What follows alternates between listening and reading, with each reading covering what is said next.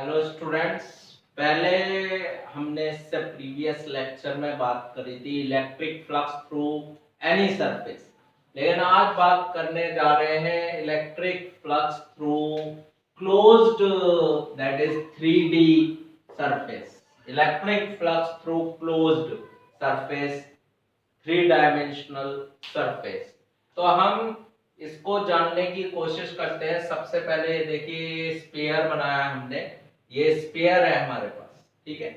अब ये जो स्फीयर है हमारे पास, ये चार्ज है इसके सेंटर पर।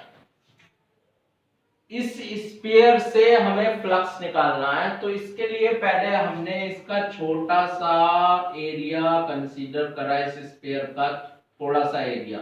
इसको मैंने डीए नाम दिया, डी मतलब स्मॉल एरिया। अब एरिया हमने पढ़ा था, इट इज आउटवर्ड नॉर्मल, और चार्ज कैसा है हमारे पास, पॉजिटिव चार्ज है, तो सेंटर से अवे होगा इलेक्ट्रिक फील्ड। पढ़ रखा है हमने, electric field is outward, outward, radially outward. तो अगर हम इस एरिया से, स्मॉल एरिया से फ्लक्स निकालेंगे तो जाहिर सी बात है ये भी बहुत स्मॉल होगा। तो electric flux through small area DA कितना होगा, D phi E is equals to, पढ़ चुके हैं आप, फ्लक्स का क्या फॉर्मूला होता है किसी भी सरफेस से, ई डॉट ए। क्योंकि स्मॉल एरिया है तो स्मॉल फ्लक्स आएगा d phi E dot D A. अब अगर हम इसी को स्फीयर का दूसरा पार्ट ले ऐसे ही, तो ये भी डीए आउटवर्ड्स और इलेक्ट्रिक फील्ड आउटवर्ड, ऐसे ही कहीं और ले, ऐसे ही कहीं और ले, तो ये सारे एरिया सिमेट्रिकल होंगे। और अगर हम पूरे एरिया से निकालना चाहें, इस पूरे क्लोज सरफेस से, तो हमें पता है इस डी फाई ई का क्या करना पड़ेगा, इंटीग्रल करना पड़ेगा। तो electric flux through closed surface phi कैसे आएगा, integral of E d A. और ये जो सिंबल है ये किसका सिंबल है, क्लोज्ड सरफेस का। ये इंटीग्रल एक लिमिट से दूसरे लिमिट तक नहीं है, ये इंटीग्रल है इस पूरे क्लोज्ड सरफेस पर। तो ये इंटीग्रल किस पर है, क्लोज्ड सरफेस पर। ये जो लगाया है ये आपके पास सिंबल, ये किसके लिए है, closed integral, closed surface integral. तो electric flux through closed surface, 3D surface phi E dot dA, dA is what, small part of this 3D figure, और इंटीग्रल कर देंगे तो टोटल आ जाएगा, क्योंकि इलेक्ट्रिक फील्ड तो हर जगह सिमेट्रिकल है, सेम है।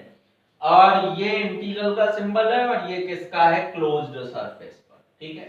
तो ये 3D से इलेक्ट्रिक फ्लक्स था। अब सबसे इंपॉर्टेंट हम डिस्कस करने जा रहे हैं, और वो डिस्कस करने जा रहे हैं Gauss law in electrostatics. Now this is going to be very important, electric flux through closed surface, that is Gaussian surface, Gauss law. What is Gauss law? Electric flux through closed surface 3D, और इसका नाम हम Gaussian surface भी कहते हैं इसी को, 3D figure को। तो electric flux through close, that is Gaussian surface, is 1 upon epsilon not. Epsilon not याद आ रहा है, permittivity of free space, epsilon naught times the net charge enclosed by that surface. अब इस चीज को समझने की बहुत जरूरत है। मान लीजिए ये क्लोज सरफेस है और हमारे पास यहाँ चार्ज है Q1 और Q2 चार्ज, और एक चार्ज Q ये बाहर है, इस सरफेस के आउटसाइड है। तो जो गॉस ने बोला था, गॉस लॉ के अकॉर्डिंग क्या कह रहे हैं हम, कि electric flux through this closed surface is 1, electric flux through close surface अभी पढ़ा था, इसका सिंबल क्या होता है आपके पास, phi is equals to E dot D A, और ये क्लोज्ड इंटीग्रल, सरफेस इंटीग्रल, ये है electric flux through close surface. लेकिन गॉस ने क्या बताया, it is 1 upon epsilon naught times the total charge enclosed in that surface. इसके अंदर कितना चार्ज है वो आएगा राइट साइड में, Q इनसाइड। जैसे कि हम इस केस पर, अब इसमें जो राइट साइड में Q है, ये Q इनसाइड सिर्फ अंदर वाला चार्ज है, बाहर वाला चार्ज नहीं है, बाहर वाला चार्ज नहीं है। ये अगर मैं Q इनसाइड लिखूंगा यहां पर तो आएगा Q1 प्लस Q2 सेल, ये नहीं आएगा चार्ज।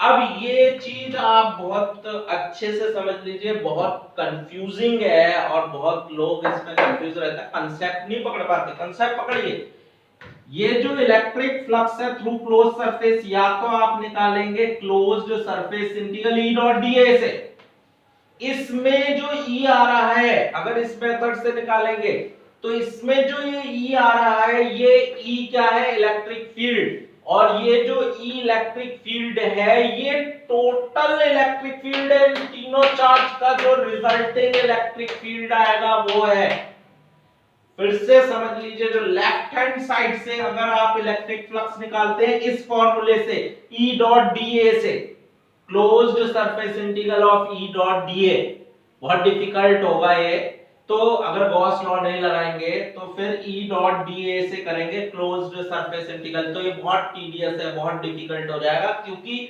इसमें जो ये इलेक्ट्रिक फील्ड आ रहा है ये जितने भी चार्ज कॉन्फ़िगरेशन है सभी की वजह से रिजल्टिंग फील्ड रखेंगे यहां, मतलब इस चार्ज और ये बाहर वाला चार्ज, इसकी वजह से टोटल जो इलेक्ट्रिक फील्ड आएगा वो रखेंगे।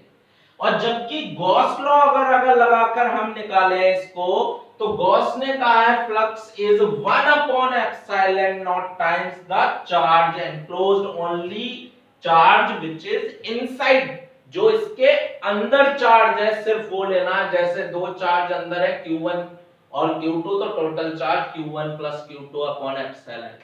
अब बात को समझिए, क्या ये कंट्रीब्यूट नहीं करेगा इलेक्ट्रिक फ्लक्स में बाहर वाला? तो बताते हैं बाहर वाला चार्ज, मान लीजिए ये बाहर चार्ज है, अंदर नहीं ले रहे कोई चार्ज, तो ये जो इलेक्ट्रिक लाइंस आती हैं याद है आउटवर्ड्स आएंगी, तो याद करिए ये इलेक्ट्रिक फील्ड लाइंस है, तो इसमें जितनी लाइंस एंटर कर रही हैं उतनी लाइंस इस सरफेस से बाहर भी आ रही है। 3 अगर एंटर कर रही है तो 3 ही बाहर आ रही है, तो जो बाहर चार्ज होता है उससे रिजल्टिंग फ्लक्स कितना, फ्लक्स क्या होता है, number of electric line passing through an surface. अब इससे 3 लाइन ही एंटर कर रही है और 3 लाइन ही इससे बाहर निकाल रही है, तो इसका मतलब टोटल फ्लक्स कितना आ जाएगा, 0 आ जाएगा। तो इसीलिए गॉस थ्योरम से अगर करेंगे, गॉस लॉ लगाएंगे, तो उसमें जो राइट साइड में आ रहा है Q, वो केवल चार्ज एनक्लोज्ड है, इसके अंदर का चार्ज लेना है, बाहर का लेना। और अगर E डॉट डीए से निकालने लगे आप, तो फिर आपको क्या करना पड़ेगा, ये जो Q है, ये जो इलेक्ट्रिक फील्ड है, ये इन तीनों Q का रिजल्टिंग फील्ड लेना पड़ेगा। समझ में आया? ठीक है।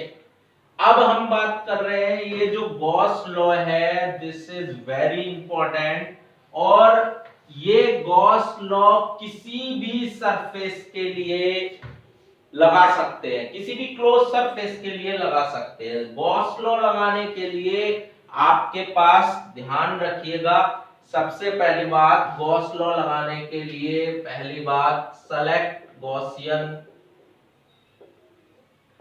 सरफेस। क्लोज्ड सरफेस, आपको गॉसियन सरफेस, क्लोज्ड सरफेस लेनी पड़ेगी, and that is two symmetrical, that is symmetrical about charge, symmetrical about charge configuration. जो चार्ज कॉन्फ़िगरेशन दे रखा हो उसके अबाउट सिमेट्रिकल लेनी पड़ेगी गॉसियन सरफेस। जैसे कि मैं बता देता हूं, अगर पॉइंट चार्ज है तो आप इसको सिमेट्रिकल स्फेरिकल ले सकते हैं, स्फेरिकल गॉसियन सरफेस। ये कब लेंगे, जब आपके पास चार्ज कैसा हो, पॉइंट चार्ज। ठीक है। और अगर लीनियर चार्ज डिस्ट्रीब्यूशन हो रहा हो, ये लीनियर चार्ज डिस्ट्रीब्यूशन है, तो इसके सिमेट्रिक आपको लेनी पड़ेगी cylindrical Gaussian surface.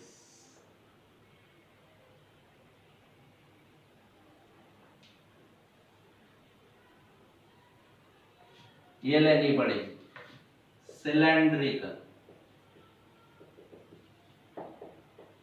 Gaussian surface. ये कब लेनी पड़ेगी? जब चार्ज डिस्ट्रीब्यूशन आपका लीनियर चार्ज डिस्ट्रीब्यूशन हो। ये एक तार है जिस पर पूरे पर इनफाइनाइट लेंथ का तार है और इस पर चार्ज यूनिफॉर्मली डिस्ट्रीब्यूटेड है, तो ये लीनियर चार्ज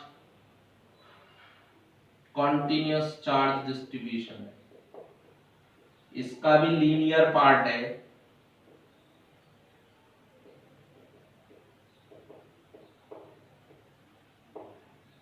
ठीक है।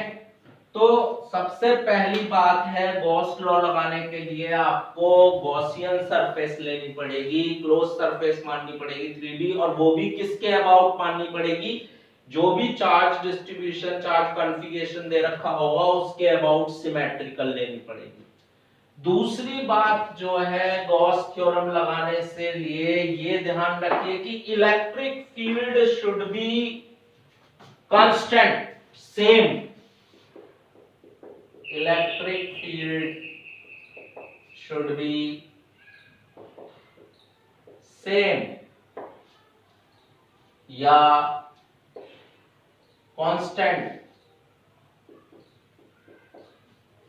इलेक्ट्रिक फील्ड हमारे पास सेम रहना चाहिए, जितनी भी सरफेस हो। क्लोज सरफेस ली तो इसमें 3 है, 2 फ्लैट एंड है और 1 कर्व्ड है, तो हर जगह इलेक्ट्रिक फील्ड इस चार्ज की वजह से सेम आना चाहिए। ऐसे इस चार्ज की वजह से हर जगह इलेक्ट्रिक फील्ड सेम आना चाहिए। अगर सेम नहीं है इलेक्ट्रिक फील्ड तो भी लगा सकते गॉस लॉ, लेकिन वो बहुत कॉम्प्लिकेटेड हो जाएगा, वो अभी आप नहीं समझ सकते। तो आप कोशिश करें electric field should be same और कांस्टेंट एट एवरी पॉइंट।